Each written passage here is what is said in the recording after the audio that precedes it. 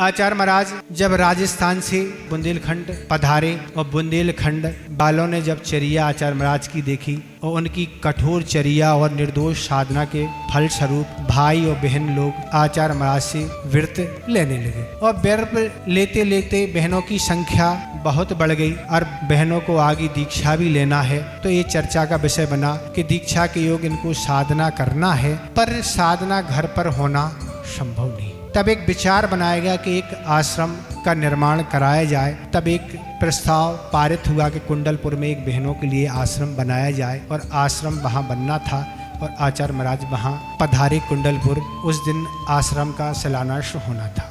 कार्यक्रम हुआ। कार्यक्रम के बाद आचार्य महाराज से प्रवचन के लिए कहा और आचार्य महाराज का प्रवचन प्रारंभ हुआ। आचार्य महाराज ने एक बात कही अपने प्रवचन में कि पहले के जमाने में अगर किसी को टीबी रोग हो जाता था तो उसको गांव से बाहर कर दिया जाता है। उसका उपचार गांव से बाहर होगा, गांव में वह व्यक्ति नहीं, क्योंकि वह छुआछूत का रोग है, एक की जगह कई को फैलेगा, रख दिया जाता। पर आज तो टीबी घर घर में आने लगी है। अब जो घर घर में टीवियाँ आ रही हैं उसके फलस्वरूप क्या होने वाला है।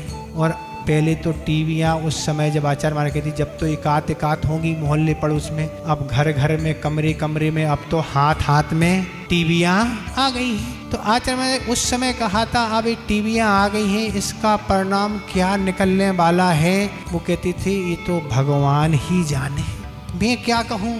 और उसका परिणाम क्या निकला तो आप सब परिणाम आज देख रहे हैं। उसके परिणाम स्वरूप ये ब्रह्मचर्य व्रत क्या है, कुशील पाप कैसा बढ़ रहा है, कैसी चर्चाएं हैं, कैसी साधन आदि हैं, आप स्वयं इस चीज को देखते चले जा रहे हैं। ये आचार्य महाराज ने बहुत पहले 30-40 साल पहले बात कही होगी। तो इसलिए ऐसे साधनों से बचने चाहिए।